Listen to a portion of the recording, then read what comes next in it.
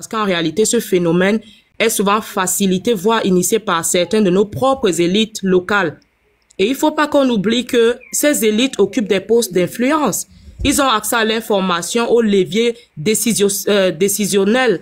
Et malheureusement, au lieu de défendre l'intérêt collectif, que nous voulions tous d'ailleurs, ils participent parfois à la cession des terres qui appartiennent à des familles, à des communautés, parfois depuis des générations.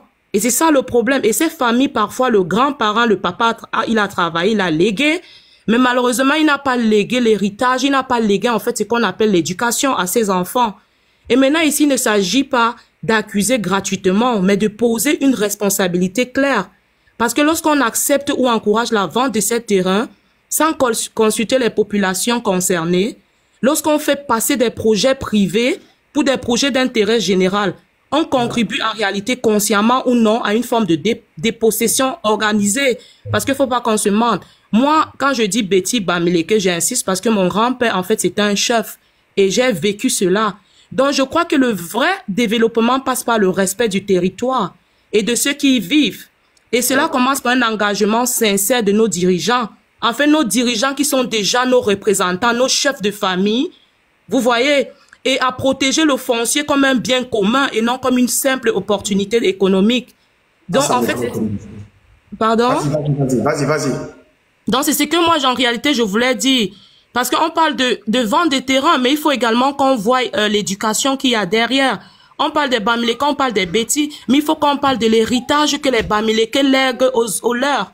Parce que nous, en réalité, il suffit juste de chercher, mais sans donner des valeurs. Il faut que nos descendants, nos enfants sachent que les terres que nous possédons, ce sont nos valeurs. Les Bamileke sont beaucoup restés dans le traditionnalisme. Ils sont en fait comme des Chinois. Ils veulent garder ce qui leur appartient. Et c'est ces valeurs que les Betty ont perdues. Parce qu'on va, et les Bamileke, je dis toujours, ils sont comme des Chinois parce qu'ils profitent des occasions. Il faut pas qu'on se mente, la vie, c'est l'occasion. Si tu me donnes l'occasion de te duper, je le ferai.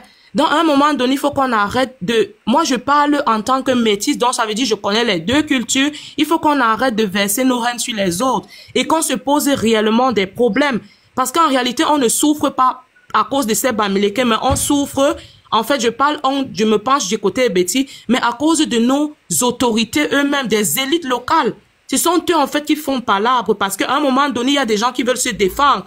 On voit des familles Betty qui se plaignent que non, on ne voulait pas, mais le chef de famille a dit, les élites ont décidé. Et quand ces gens, en réalité, occupent des postes d'influence, et nous savons tous à quoi des relations servent au Cameroun précisément, je parle de mon pays.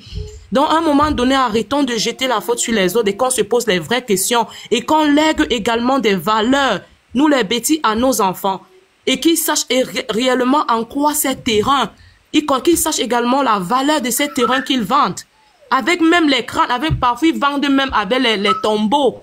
Voilà, donc pour moi c'est illogique en fait. Parce que même un enfant doit savoir que là c'est la tombe de mon parent, j'ai pas le droit à le vendre. Mais qu'est-ce qui se passe en fait? En fait pour moi c'est ça, j'ai tout... Voilà, c'est ce que je voulais dire quand le monsieur... Menungwani wondo. Doyo,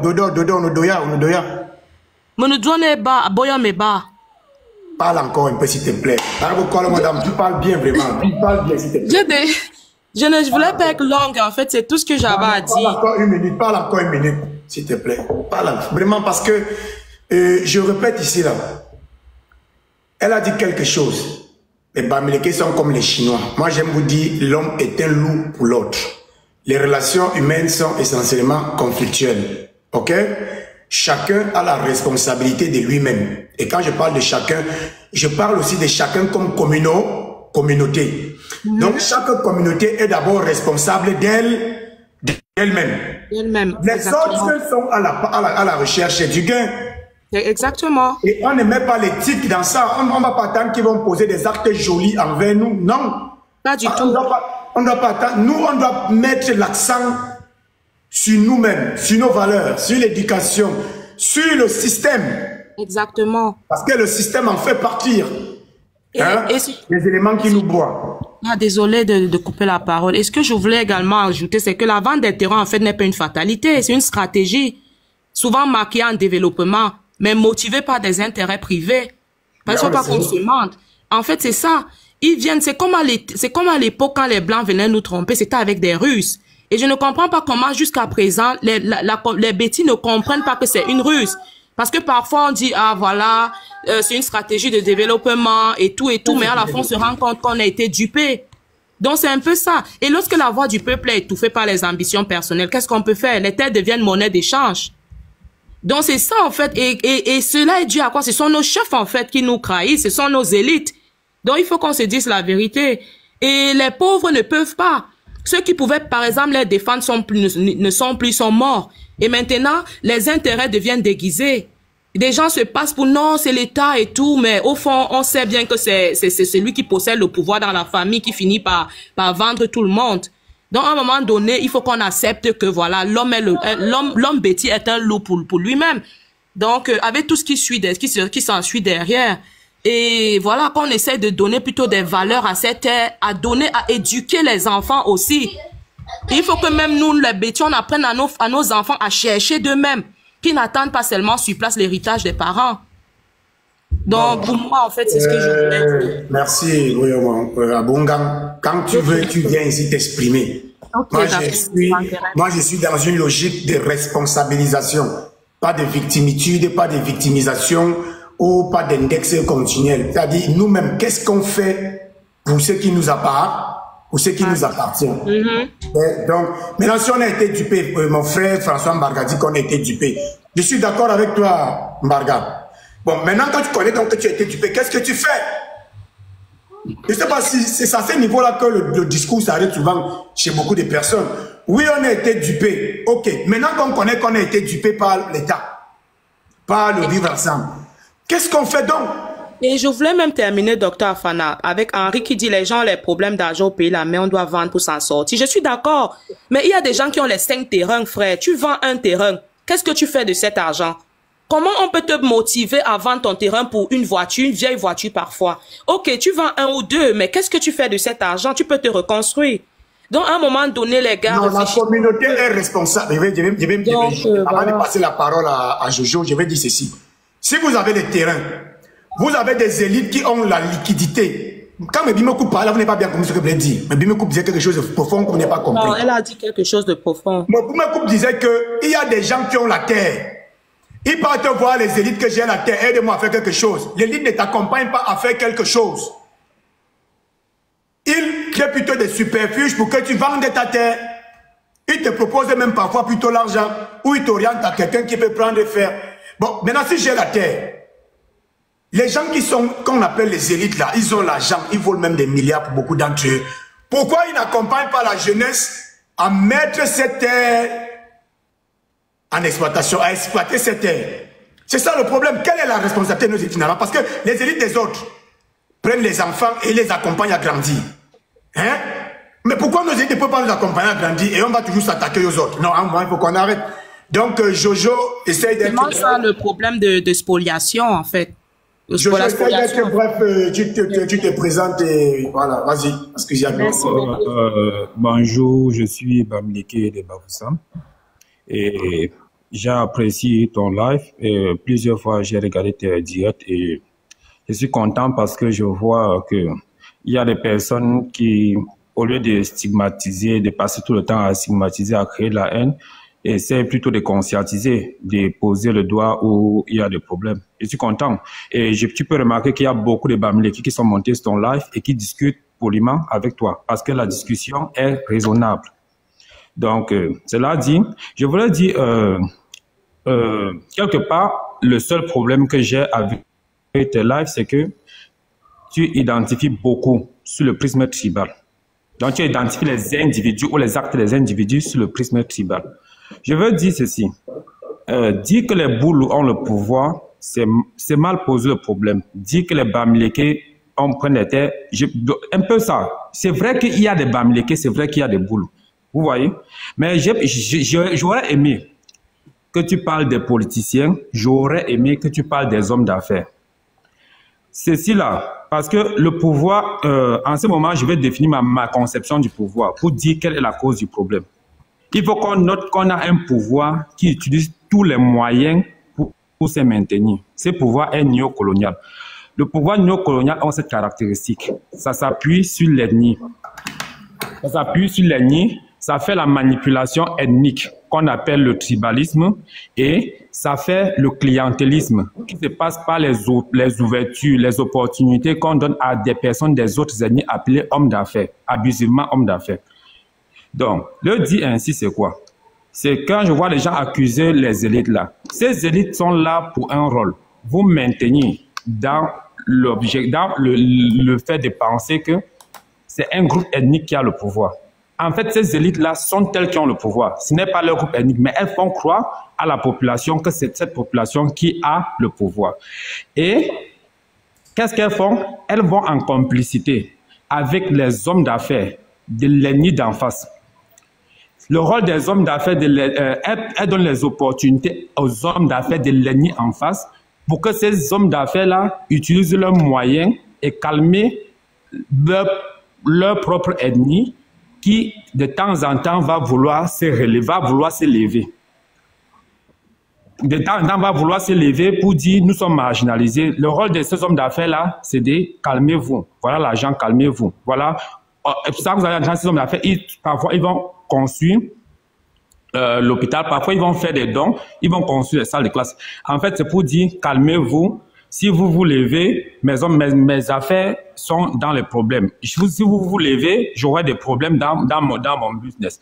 Et de l'autre côté, ceux du pouvoir, là, qu'on appelle les élites, là, comme vous appelez les élites, ils vous disent que si vous voyez ces gens-là, s'ils se lèvent, c'est pour venir prendre notre pouvoir. Et il faut voir quelles sont les victimes. C'est les pauvres des deux côtés. Le pauvre, du côté de Dieu, où il y a le pouvoir, va dire, il faut que je protège le pouvoir de mon élite. Par conséquent, je vais m'opposer au pauvre de l'autre ennemi. Et le pauvre de l'autre ennemi va être en train de quelque part, va être coincé parce qu'il ne peut pas critiquer l'homme d'affaires de son ennemi. De peur que l'homme d'affaires, parce que l'homme d'affaires de son ennemi est perçu comme le sauveur. Et c'est pour cette raison que vous allez voir, il y aura toujours ce business entre l'élite là, qui a le pouvoir, et l'homme d'affaires. En fait, c'est quoi? L'élite qui a le pouvoir donne les ouvertures à l'homme d'affaires. Que je te laisse. Je vais d'abord... Tu m'aides à maintenir mon pouvoir. Tu m'aides à maintenir mon pouvoir en empêchant que la population, de son côté, je vais te faire émotion de 2 minutes. Oui, oui, je t'écoute. Sinon, tu dis la même chose. Alors, ce que je vais dire, c'est quoi? Tu dis, pas moi, toi, tu dis, on est dans un pouvoir néocolonial. Et toi, tu penses que dans un pouvoir néocolonial, il y a quand même des politiciens. C'est ça? Oui, qui ont pour rôle de maintenir le pouvoir. Attends, s'il te plaît. Oui. Dans un pouvoir néocolonial, il n'y a pas de politiciens. Ok? Tu ne peux me citer aucun politicien au Cameroun actuellement. Tu connais ce qu'on appelle un politicien, non? Quelqu'un qui a des idées idéologiques, qui fait des luttes, qui rencontre des gens, qui défend une cause, fait quelque chose. Tu connais quel ministre qui est politicien au Cameroun? Ou quels étaient des sociétés? La différence entre nous, c'est au niveau des idées. Tu dis quelqu'un qui a des idées. Quelles sont ces idées-là? Est-ce qu'elles sont bonnes ou mauvaises? D'abord, s'il te plaît, s'il te plaît. Oui. C'est là où on ne se comprend pas. Je ne parle pas politique parce qu'il n'y a pas la politique dans notre ici. Il faut comprendre là où je vais arriver. Attends, écoute d'abord. Tu as dit, pas moi, tu as dit le pouvoir néocolonial. Ok. Oui. Mais en même temps, dans un pouvoir néocolonial, toi, tu veux quand même qu'il y ait des politiciens. C'est contradictoire. Je vais donc te dire, ce que tu prétends appeler politiciens sont des serviteurs du pouvoir. Et le pouvoir, dans une néocolonie, dans un contexte comme le nôtre, appartient uniquement et exclusivement au président de la République. Exactement. S'il te plaît. Je dis uniquement et exclusivement au président de la République. Tu vas m'excuser si ça ne te plaît pas que je parle d'ethnie, mais malheureusement, c'est ce qu'est le Cameroun. Le Cameroun est une réalité multi-ethnique qui n'a pas encore réussi à s'ériger en nation. au-delà des concepts et au-delà des beaux mots, on est tous comme ça, ce sont des mots. Le Cameroun est fortement marqué par la tribalité des espaces géographiques et des personnes qui peuplent le pays. Donc, le président de la République, qui est donc l'alpha et l'oméga au Cameroun, qui est le grand Manitou, chef des armées, président du Conseil supérieur de la magistrature, chef d'État, ministre de la Défense et tout ce que vous voulez, n'a pas besoin d'autres politiciens, il a besoin des serviteurs. Des serviteurs. Et il est boulot. Il faut plus que les gens aient peur de dire ce que l'autre personne est. Il faut dépassionner, il faut... Ok, je te pose une question. Non, s'il te plaît. Il faut dépassionner, il faut décomplexer l'identité. Ce n'est pas un péché que d'être étonné. Moi, je suis étonné et je suis tribaliste, par exemple. Et étant boulot, et vu qu'il n'y a pas de politiciens, c'est lui qui recrute qui il veut auprès de lui. C'est lui qui recrute qui il veut auprès de lui. Et donc, quand je dis que les boulots ont le pouvoir, je ne suis pas en train, je ne veux pas rentrer dans la cosmogonie ou dans la philosophie quantique. Les boulots ont le pouvoir. Le président de la République est boulot. Maintenant, en ce qui concerne les hommes d'affaires bamileke, je le dis et je le redis ici, ils ne sortent pas de Mars. Les hommes d'affaires bamileke sont une fabrication des boulots. Point barre. Si tu veux même, pour être plus simple, sont une fabrication du président de la République. C'est lui qui décide qui sera milliardaire et qui n'est pas milliardaire. Sur les terres, ne confondez pas, il faut discerner. Il faut discerner les bêtis vaincus et dansologues qui vendent le terrain chaque jour pour boire du vin et manger. Et là, on ne les a pas arraché le terrain. Ils ont vendu leur terrain pour manger et danser. Quand moi je parle des terrains ici, quand je parle des terres, je parle des grandes concessions pour des projets d'utilité publique, primo. Secondo, je parle de l'arrachement des terres par nos propres élites, parce que la majeure partie ou la majorité des terres villageoises ne sont pas immatriculées. Et le premier acte que posent le plus souvent nos élites, quand ils sont nommés, c'est de devenir chefs. Et après, ils prennent les terres qu'ils redonnent aux hommes d'affaires graphiques, aux Bamileke. Mon débat, peut-être vous n'avez pas évolué dans le débat, mais je ne suis plus au niveau de quand tu dis que les gens arrangent les terres. Je ne suis pas à ce niveau-là. Je suis au niveau de... Il faut que les autres se comportent comme chez vous. C'est-à-dire, il faut que dans le grand centre sud-est littoral, il faut que les États soient responsables de leurs terres et qu'ils ne pleurent pas. Qu'ils protègent parce que c'est leur patrimoine, c'est leur identité. Et rien d'autre. Moi, je ne suis plus dans les... On n'a pas eu autant pour me chamailler les gens en longueur de journée. Je n'ai pas le cardio de ça. Je suis dans la responsabilisation des communautés face à ce qui les arrive. Si un allogène vient acheter le terrain chez vous, vous devez questionner du pourquoi. Vous devez voir en quoi vous-même vous êtes bénéficiaire de ça. Comme les autres font ailleurs, c'est tout. Et maintenant, si vous avez des élites qui sont en train de vous vendre, vous devez avoir le courage de dire à ces élites-là que vous êtes des vendeurs. Vous avez remarqué mon discours, ça agresse beaucoup, mais maintenant, je n'ai pas le temps. C'est ça que vous montez. Non. Moi, je m'agresse particulièrement et principalement à ceux qui pleurent. Que voici la route pour sortir des pleurs. Il n'y a pas une autre route. La route pour sortir des pleurs, c'est être comme les autres. Je m'en fous du reste, ouais, ça ne m'intéresse pas. C'est être comme les autres. Et c'est ce que les autres ont fait pour se protéger et de l'État et des autres communautés. Parce que je répète, les relations humaines sont essentiellement conflictuelles. Chaque communauté est d'abord responsable d'elle-même. Maintenant, tu finis, tu chutes et on passe à quelqu'un d'autre. Ok, ça veut dire que si je te comprends bien, tu es en train de dire au peuple étonne de se lever contre les serviteurs de l'État néocolonial. De se lever contre les serviteurs de l'État néocolonial, tu as compris? Moi, je suis d'accord avec toi. Mais ici, là, je dis, c'est un combat de titans. Non, mais il faut combattre. Les autres ont fait comment? Vous avez fait comment à l'Ouest pour vous lever contre l'État néocolonial? Pourquoi il n'y a pas de prédation foncière là-bas? À l'Ouest, il n'y a pas de prédation foncière, mais il y a un autre combat que les gens de l'Ouest vont combattre. Non, restons d'abord sur la prédation foncière, parce que c'est sur ça que s'implémente une colonisation. Quand on parle de colonisation, on parle d'occuper les terres.